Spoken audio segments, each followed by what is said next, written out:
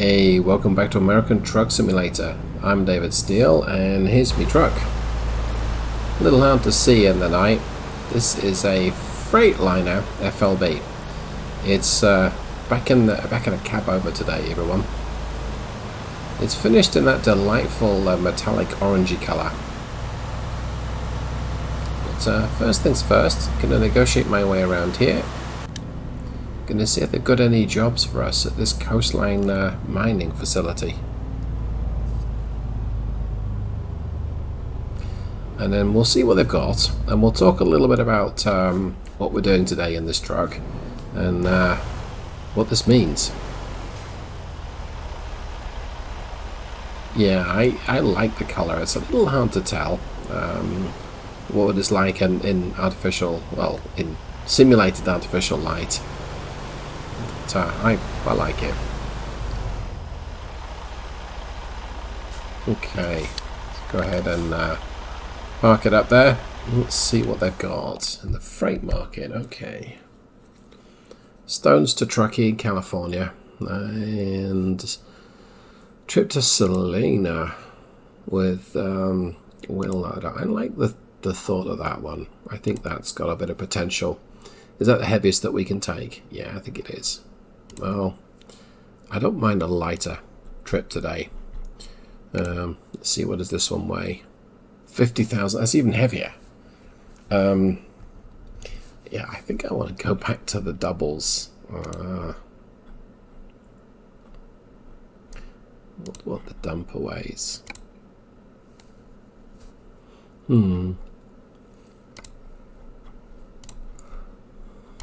Maybe doubles is the answer after all. Yeah, we'll go with the doubles. I think that was what the default was anyway. So 45,500 pounds, give or take. And we're taking stones. We could be taking rocks, but stones it is. 5,000 bucks, assuming we don't damage anything. Right. So let's go ahead and see where the cargo is. And this might not be too difficult to get to. Now let's see. Let's get my windows down. I'll turn on the annoying four-ways. Let's see if we change gear, if you can hear what the shift does. You can tell what the transmission is. Hear that? That's an air shift. And that tells us, well, we don't have a Mack transmission under the hood. No, we have a Detroit Diesel transmission under the hood. It's a DT12.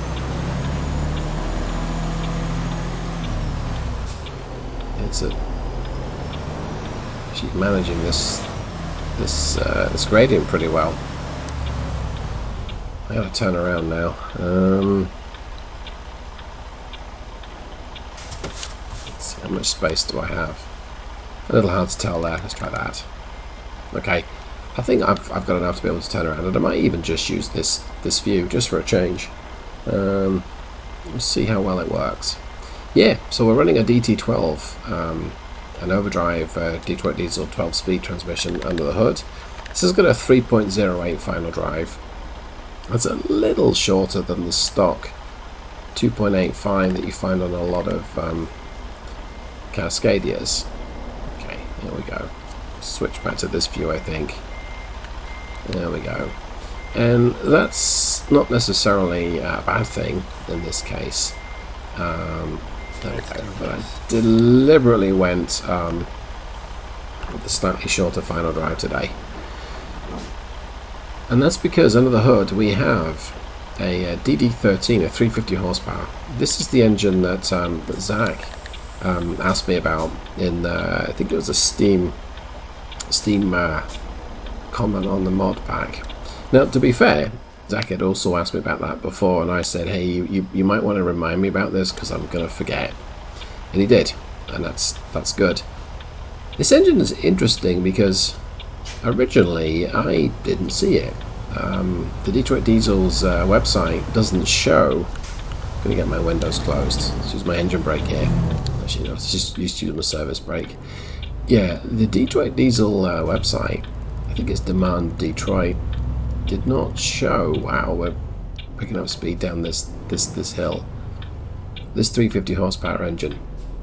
Well, Zach had a brochure that most definitely showed 350 horses from a DD13. And you look at the small print, that was copyright 2016. So here we are. I built it based on the specs in the brochure, and that is 1250 foot-pounds of torque and 350 horsepower. I mean, you could have probably guessed the horsepower. And to be fair, if you know the DD13 lineup, you know that the 370 has also got 1250 foot-pounds of torque, so it seems logical that we would have about the same. I say about the same. Sometimes you can get more or less. So having slightly shorter gearing helps get a little bit more power to the road, or a little bit more torque to the road. And that's not necessarily a bad thing, especially when we've got this massive load behind us. But the Freightliner is a fairly lightweight truck. It's one of the first trucks that was made out of aluminium, as I understand, and it helps weight. Why am I yawning? I start a video and I immediately begin to yawn. Now I'm curious as to how well the audio works in today's video, because I've moved around my microphone. Get ready to turn right. It's no word of a lie, I have so struggled with audio in my videos because my headset mic is a little quiet, and if I crank up the gain and make it so it's audible, it doesn't sound as good as a desktop mic. The problem there is, one, I tend to have an annoying habit of headbutting it. I can get echo, or you hear the sound of my keys, none of which are really, I mean, I don't want this to be professional, but I don't want it also to sound like I'm recording it through, I don't know, a tent. So I'm curious as to how well the audio works. If it's really bad, I'm not going to be publishing this video, but if it's good, then fair enough, it'll go on the channel. But I also really wanted to see what this engine's going to be like. I have a pretty good idea what it should be like, and that is, it's just as sweet and torquey as the rest of the DD13s from this generation. Peak torque is from 975 RPM.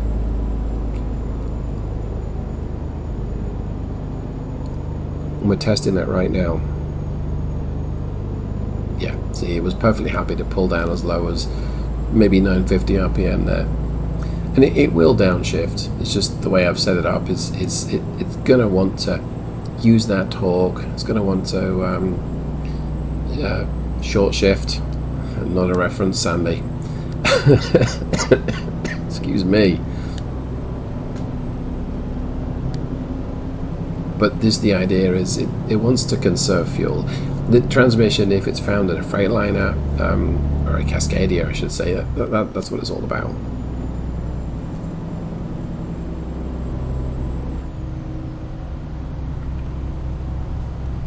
Now, of course, an FLB is a 1980s truck, so this really is, I'm repowering my 30-year-old truck.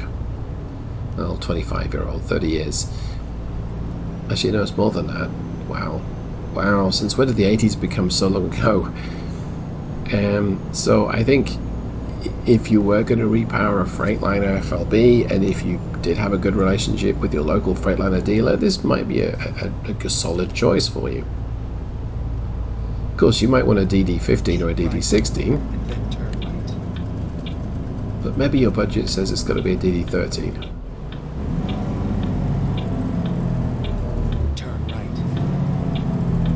I did tell it to downshift where the engine brake on, because it's probably set up for that for fleet work.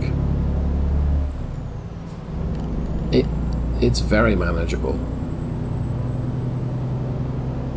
Yeah, I'm not unhappy with how this is pulling and how this is performing so far.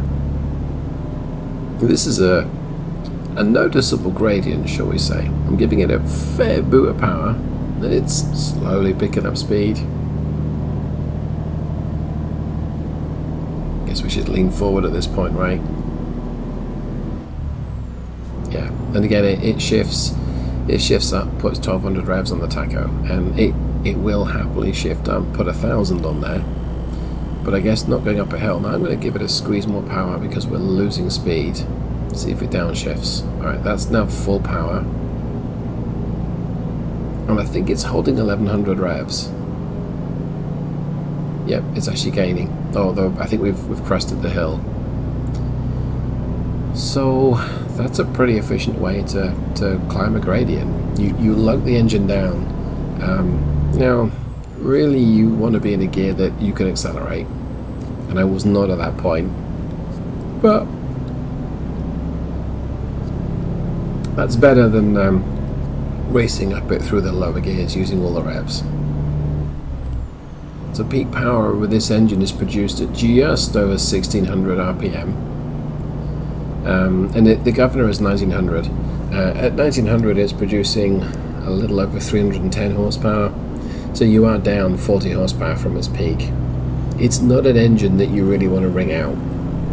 And we did see the transmission shift up from 1600 revs into the next gear. At 1200 RPM, I'd have to calculate what the power is, but it's gonna be somewhere around about 190 maybe horsepower, maybe.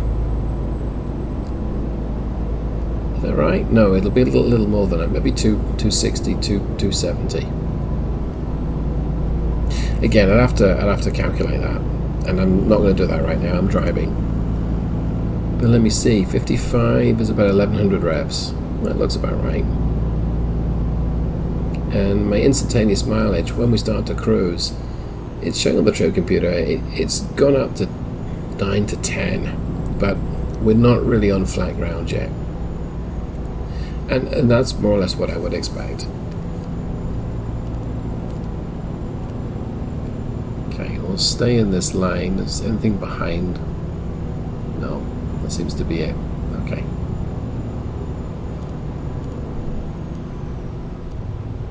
Now we've got to head north into California. Are we heading towards Reno? Yeah, we are.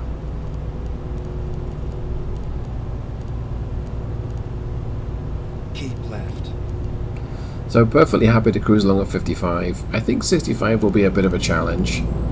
We'll maybe try that once we crest this next little hill.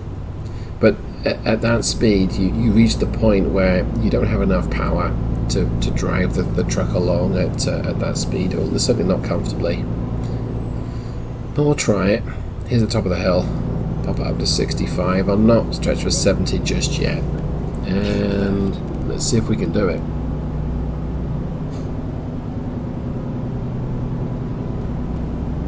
Does feel like we're cheating a little bit going down a hill, but now we're going back up a hill, so that's 60. Not really designed for those high-speed runs, I don't think, and we are pulling 45,500 pounds behind us, which is a pretty chunky payload for a fairly low-powered engine.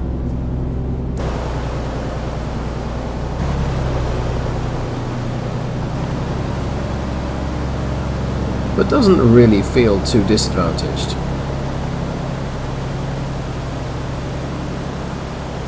I'll look at my speedometer in just a second. Whoa.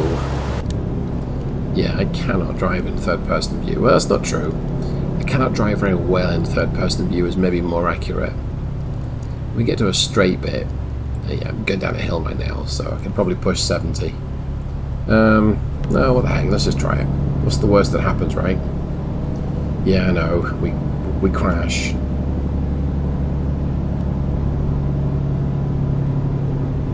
Okay, speed limit's dropping back down to 65. It's not the most stable of trucks at the higher speeds, and I suspect that that's a cab over or a weight distribution thing. Some trucks are notably very stable at higher speeds. I'm thinking the Red Thunders of this world, the long wheelbase Kenworth W900s, the Peterbilt 389s. The smaller trucks, less so. I mean, the Mac R, as the short wheelbase 6x4, is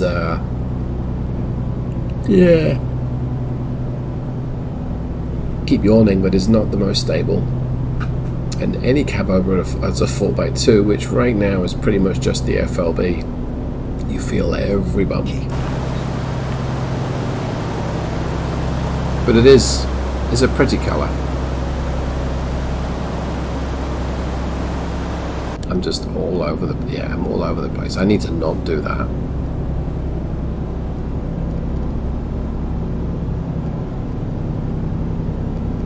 So it's showing 5.8 to the gallon, but I think that's because it's under power. I'm going to kill the power right now. We've got to take our exit here. Right. No, it's not this one, it's the next one. Exit right.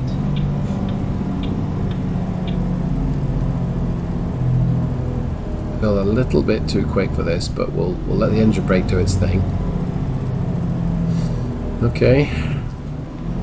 Engine brake's pretty effective when it downshifts. I'm not unhappy with that. It caused a bit of instability. Let's try stage 2 and stage 1. Stage 1's holding its speed, almost holding its speed. Okay. Let's turn that engine brake off and let's get back to cruise. So this time I'm going to accelerate with the cruise control, get up to 55. So it's not going to use any of the adaptive shift points. It's just going to shift exactly where its programming tells it to, unless you're going up a hill with a payload. Okay, so we see there it short shifted, essentially put the revs at 1,000.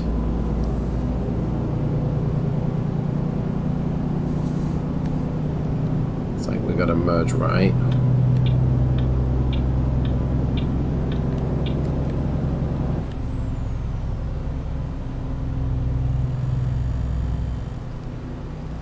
Oh, and I don't think I can get back on. No, I can't. Okay, that's okay. We've got to. We can bypass. Just go over the traffic lights, so making sure they're not they're not red. Go straight.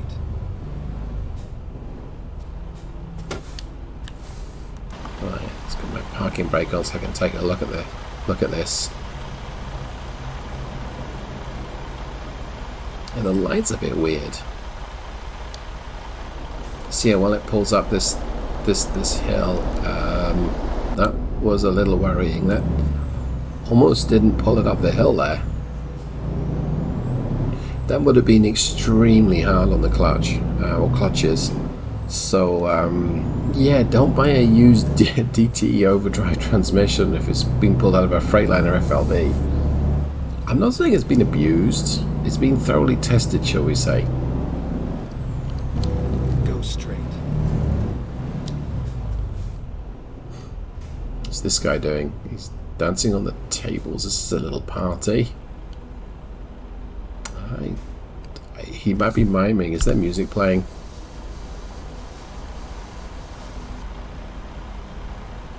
I don't think there is. Yeah, I think he's miming. It's a little early for well, who am I to judge? Maybe he's been up all night. He's got some moves though.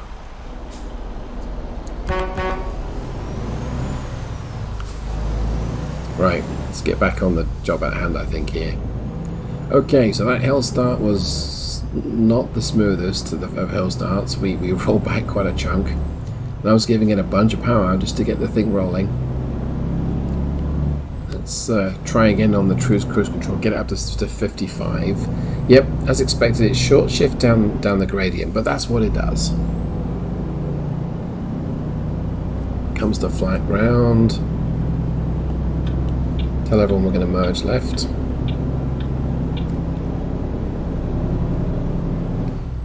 And shifts up at 13 and a bit to just over 1,000. Okay, I think that's fair enough. We're sweeping through 45 miles an hour right now, and I do say sweeping through with a little tongue-in-cheek here, because we are most definitely feeling the weight of the cargo behind us today. And speaking of feeling the weight, as I record this, wow, if I'm not tired. And every intention of doing a long trip with some nice mountain passes and all that kind of jazz. And when it came down to it, yeah, I'm tired.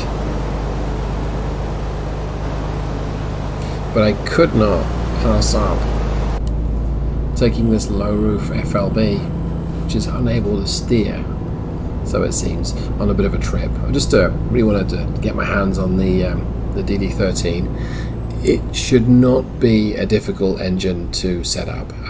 It's not massively different from the 370 horsepower version of the engine, and that should make life easy. And saying this in early May, I don't see any reason why this engine would not be in the next update to this Dilbert Oceans engine pack. That doesn't mean it will be. Right, let's bump my speed up to 70. Let's see if this hill can get me up to 70 pretty quickly. Should be able to because of all that weight behind me. So that's up to 65. Yep, there we go. And then not much quicker. Okay. Truck choose right lane. I wonder if there's a way station coming up. Oh, California. That's why. Okay. Right, there we go. We'll bolt down to 55, which is the limit in California if you're towing. And a lot of truckers do not like driving through California. Sometimes it's for political reasons, which is kind of...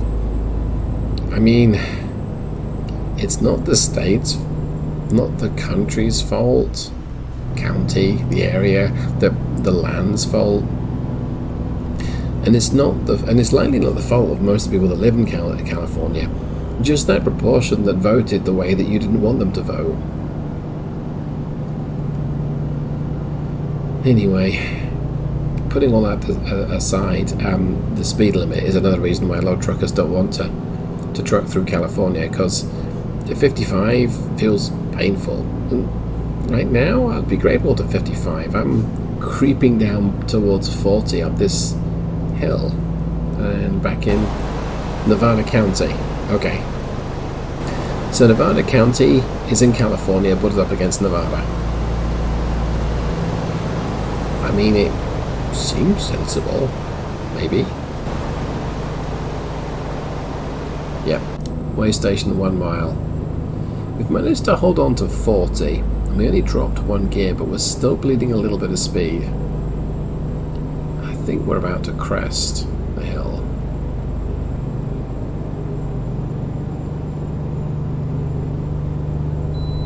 Oh, I got a bypass. I may not know how much this combination weighs then. That's a bit of a shame.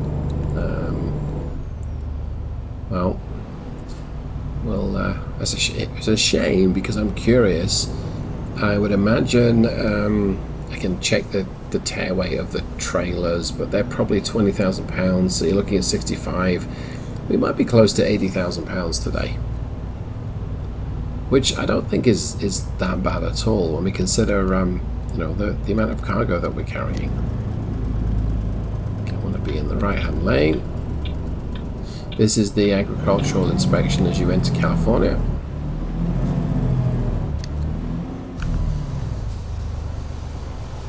Got to submit for inspection. If you're in a passenger car, I believe it's along the lines of, "Hi, got any vegetables or foods with you?" You answer yes or no. And if you say yes, I think they either need to check or they confiscate, depending on what it is. For a truck, I mean, good luck finding any agricultural products in the back, but on the other hand, it's probably a great place to hide it.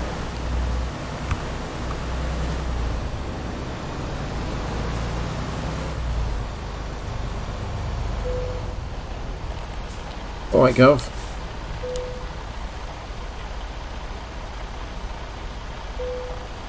Great. Didn't find any reason to stop me, so that works for me.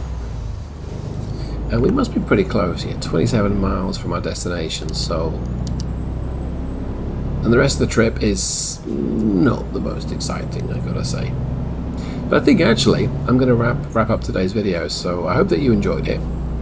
I know there wasn't that much going on, but really we wanted to experiment with the new, in quote marks, the new DD13 350 horsepower, 1250 foot-pounds of torque, and what better transmission to pair it up against than a DT12. So I hope that you enjoyed today's video, and if you have, you know what to do, and if you didn't like it, you also know what to do. And I'll see you in the next one. Thanks so much, everyone. Goodbye.